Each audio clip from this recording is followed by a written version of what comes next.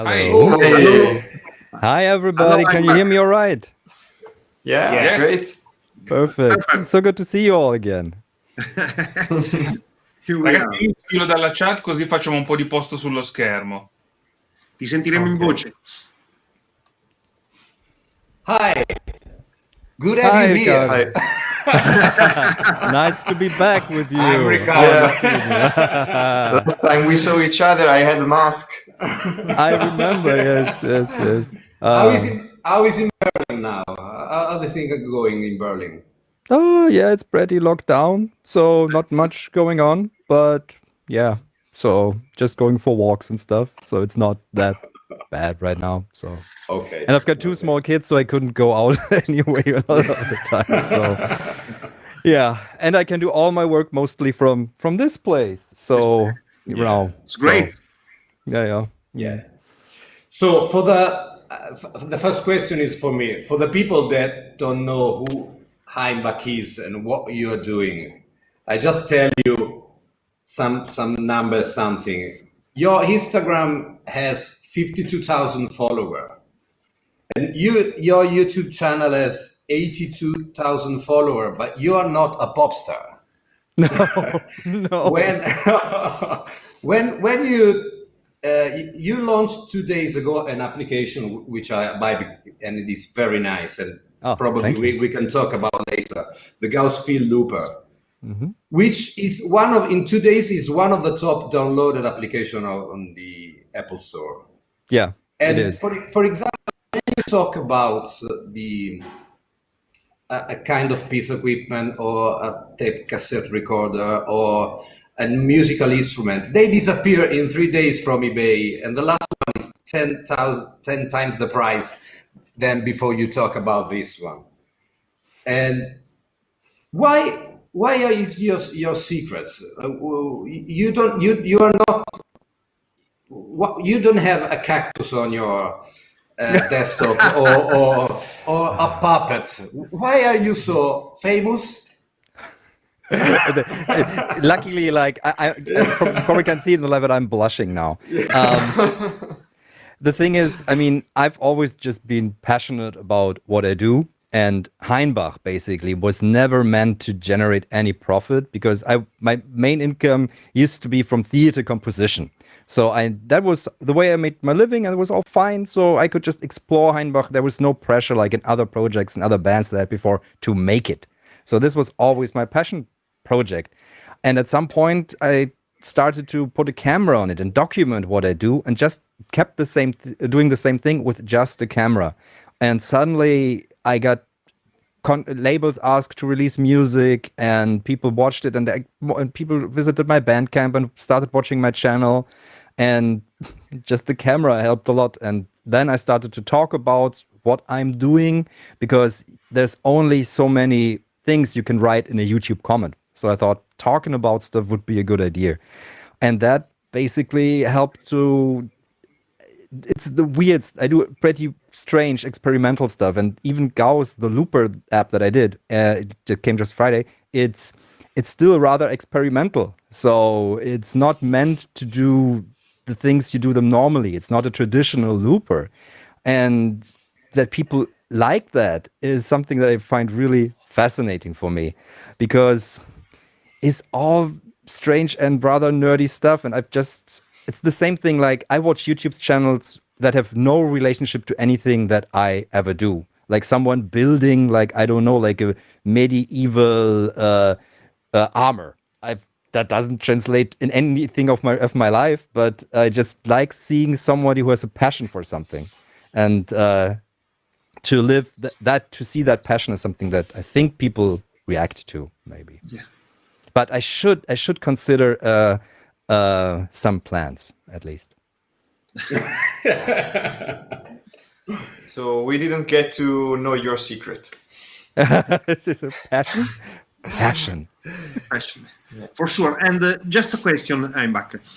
Since we are all fascinated about old and strange musical instruments, but you have a very high sensitivity to use exoteric, strange, and unusual instruments to make music. Do you think it's only a matter of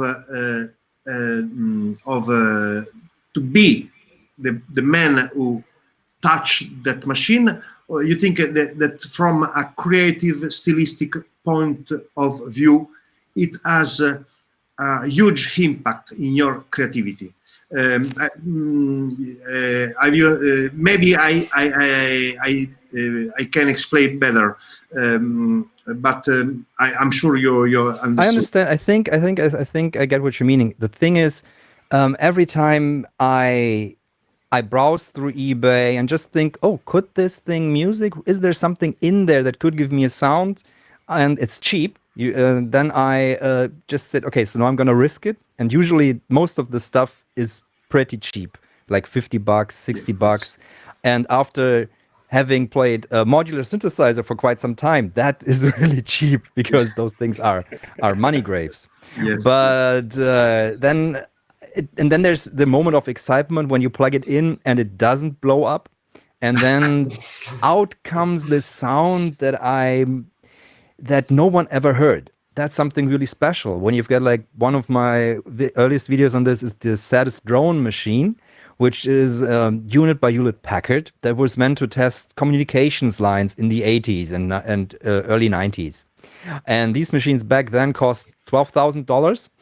And now they're being thrown away. So basically, because you can't use them, there's no need for them anymore. The protocol doesn't even exist anymore, and you can just do that with probably now an app. I think they all run with tablets now. So there's no need for this. But when I plugged it in, I heard a chord, I heard a drone, and that drone could be made rhythmical, and you could induce all these tiny clicks and cuts. And suddenly that $60 was well worth spent because I could make a track with it and another one. And there's something just in there to hear for the first time a sound that no one else has heard. Not even the people that used this before, because I don't think they used that output and put it into a audio amplifier, because that's code that's running through there. That's protocol stuff. And that has a moment of sonic exploration that I find absolutely amazing. And of course, then there is stuff that I know will music, and especially from people like Dennis Vershoff, the Waveform Research Center, who is partly to blame for getting me into all of this. And then there is Hans Kulk of Willem II Studios, who has been doing this since the 80s. So, and you can just look at the studio and see, okay, if Hans has it, it will probably be very good. The bad thing is most of the stuff that Hans has is really expensive now and rare, and it's hard to get. So it's always a little hunt. So I try to find things that I don't even know, that I've got no idea if they will work, but I can make educated guesses now. I also let me just switch to the other camera. So this is the state of things now. And this wall goes down further, and it goes up a little more. And I've got a whole another wall of stuff that I'm not using in the cellar that I used to build my landfill totems, because I put these also into statues and play these statues. That was for me one way to get all this stuff out and play with, and you can build it up in a gallery, and it takes like 2 days, 3 days to get it all together and then play it. So it's nothing I can play live outside of a gallery or somewhere I can have it longer. So it's the spirit of the pioneer, but not not only toward the future, but toward the past too. It's great, really. It's the exploration. It's beautiful in these terms. Thank you. Yeah, and in this pioneering work, you also found something like this, some toy instruments. That's called Antonelli. The company is Antonelli. Yeah, Antonelli. And isn't that also Antonelli is also a techno act, right? Antonelli Electronics. There's a techno with that name. Yeah.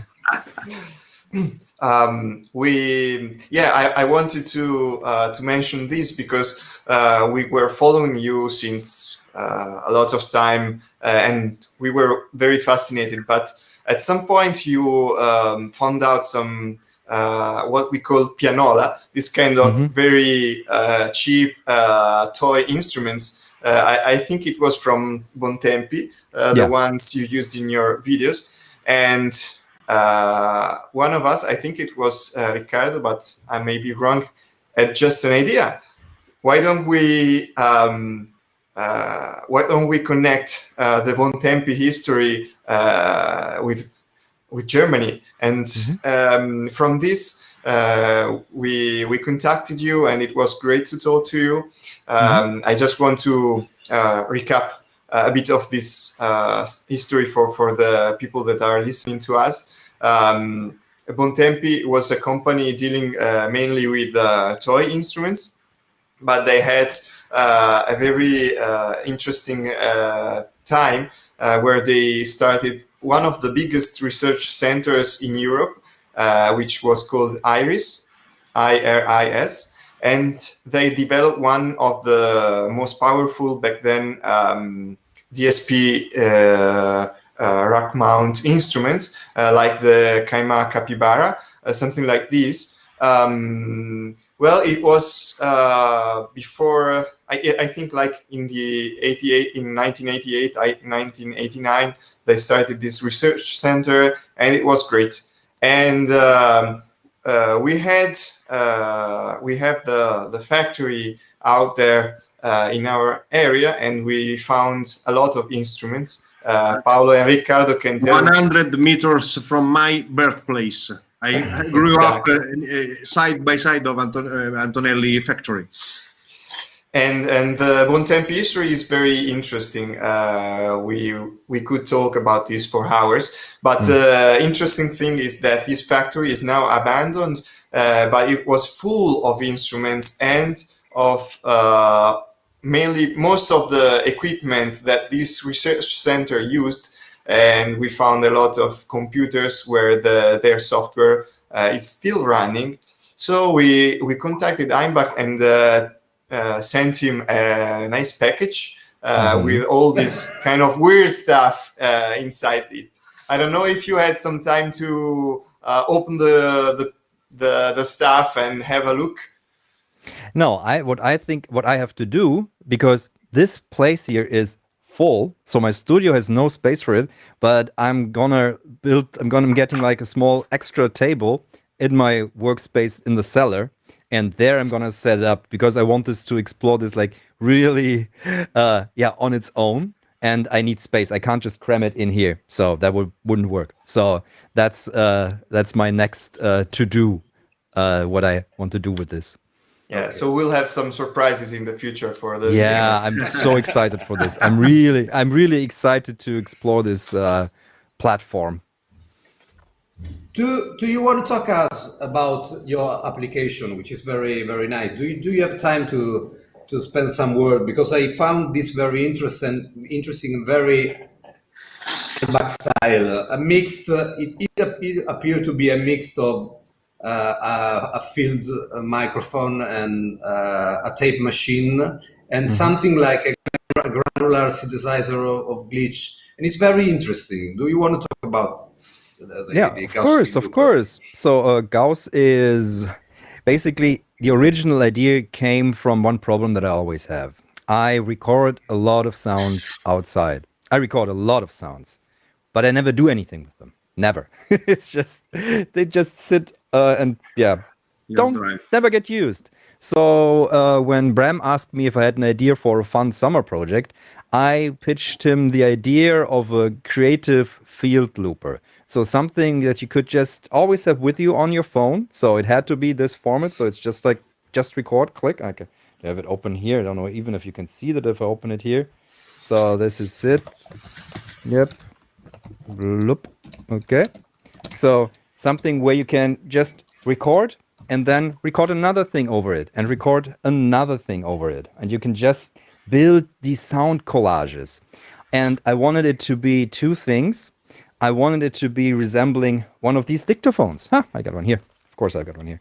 They're everywhere. So this is a cassette dictaphone we just like used for anyone to blah, blah, blah, blah, blah. Now I've got an appointment at 6:00 and blah, blah, blah, blah, blah. So, but when you put a loop tape in something like this, which is something I love doing, you've got a loop going on and you can do stuff with that. And so that also, that style of working had to be in there. So you can do all these things that are tape-like with the looper. You can vary the speed, you can make it play at half speed or even at 0.01 speed backwards. And then you've got the ability to disable what is basically the Löschkopf, delete head, erase head, so you can do sound on sound and build these structures. So that was the first part of the idea. Oh, and of course, if you shake it, this will make the sound warble, like when you shake these. So that was the first part, and the second part was that might be nice for ambient, but in my live music, I also found that I want to sequence the music, that I want to sequence everything, because these loops, they're out of rhythm, out of time. They're just COSA. Ich bin gerade am Sorry. Ciao. Ciao. Sag hallo. Hallo. Hello. Hi.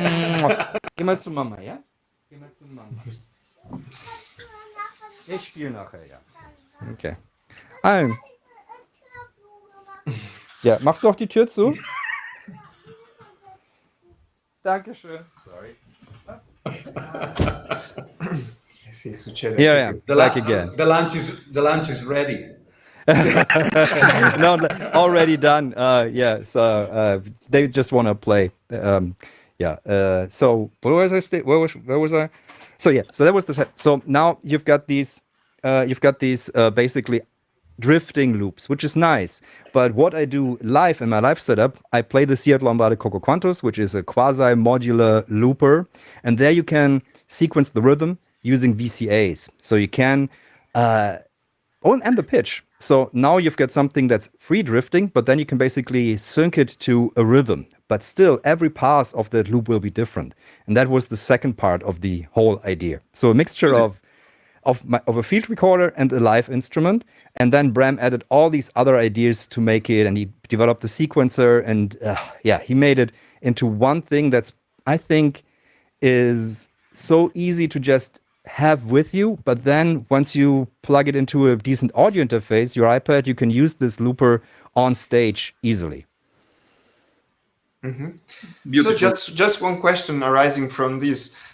What's your current setup for sequencing and arranging your music? You are very well known for your analog stuff, but I guess you have your computer, and that's part of your setup as well. Yeah, there I've got Ableton Live, and I'm trying out also Bitwig, so I'm kind of like seeing what that is, but I don't do too much sequencing in the computer. I tend to have lots of standalone sequences. Not lots, I've got a Search TKB here that sequences a new part of the test equipment down there. I don't have the camera for that. Then I've got a few analog sequencers, and I've got way back in the rack, there is a vector sequencer from 5 Inc, I think, yes.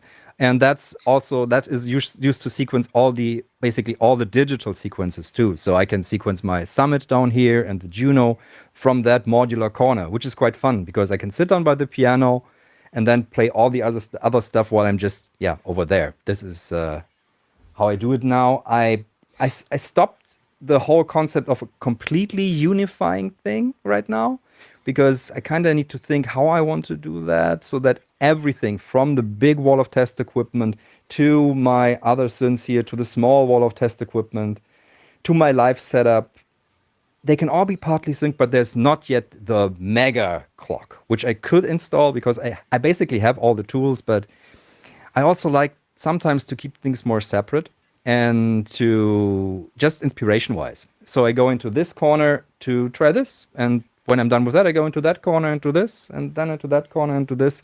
It's like creative stations, which helps when I have to write a lot of music. It helps to have all these different places. And there's not the need for total control.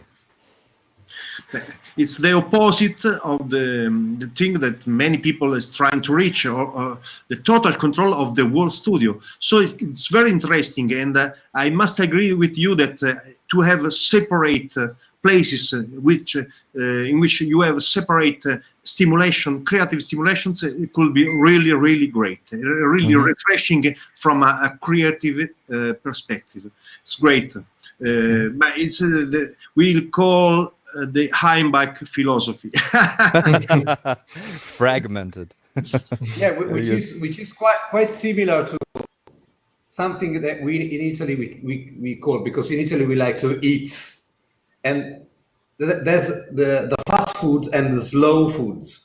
When I think about you, is the difference between the fast music and the slow music, because all your music and your videos is full of this.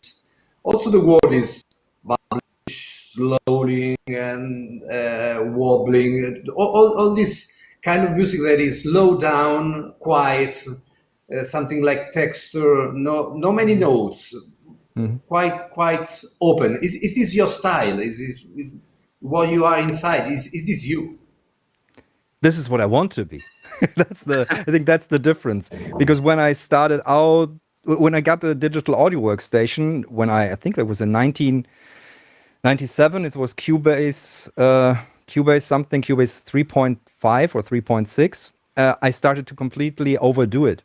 Record track after track, bounce track after track, record track. So it's too many tracks, lots of stuff. So I spent basically, I think, 15 years just doing too much. And it wasn't minimal. And minimalism is something that I strive to, but I couldn't do that with the tools that I had at hand because I would just go overboard. The temptation was always there. So when I discovered tools that enable me to do a lot, and especially because they just sound great from themselves, that really helped me to do less. Because if you got 3 good sounding notes, you don't need 27. And that's part of what I've been searching. So when we have the cooking analogy, is like I spent really a lot of time with the ingredients, and that makes cooking in the end easier. And I don't have to overdo it. Yes, but it's true that if you have very, very good ingredients, the resulting plate will be very, very good.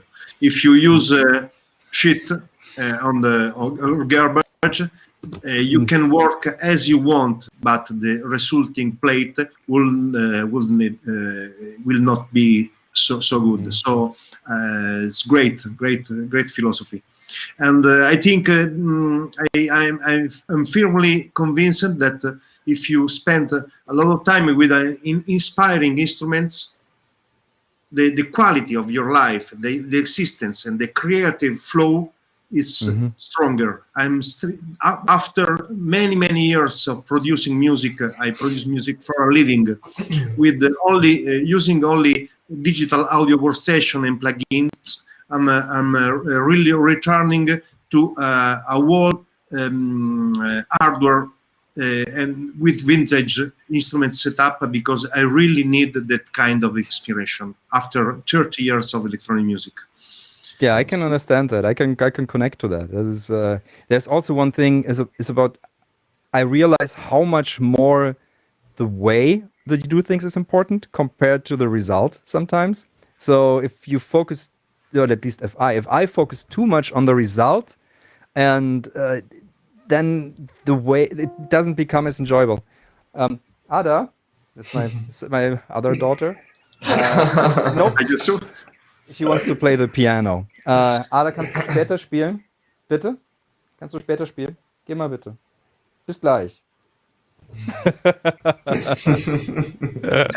Yeah. Family life. It's Sunday. It's a Sunday afternoon. Yeah, of course. Your wall is turned on. You can let us hear something. I can play you something if you want. Yeah, 10 minutes we have. You can. Yeah, great. Okay. So it's gonna get noisy. I've got one small like yours. Oh, very nice. Okay. Cool. Then I'm gonna start playing. Let's turn on the machine. Let's.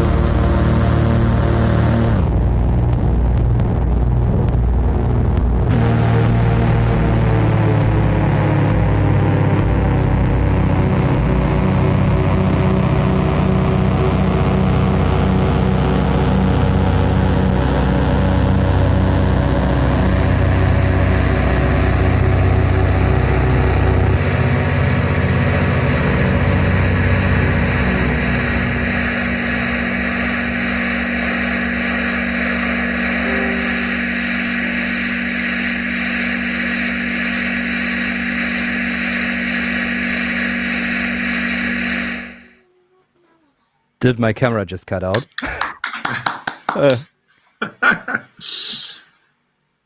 Did you see everything, or did my camera just cut out? Yes, but the sound was gorgeous, so doesn't matter. Oh, okay. Oh, okay, cool. Yeah, that's one thing I forgot. I forgot to put in batteries because I had it running all high. Okay, so I hope you got at least a little bit of what I did visually too. But the music is the important thing. Okay, yeah. So, Hainbach, it's been so great. We are so happy for the connection with you and to have shared this. To have shared this connection with SOUNDMIT. So we let you to go to your beautiful family and your daughters. Thank you. Thank you. It's Sunday afternoon. That's all. Yeah. So we are looking forward to see what you will do with the Italian ancient workstation Mars. Me too. Me too. I'm really looking forward to that. Good luck for everything.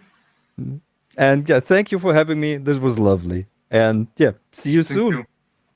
Ciao. Thank you. Ciao. Bye-bye. Bye. Bye. Bye.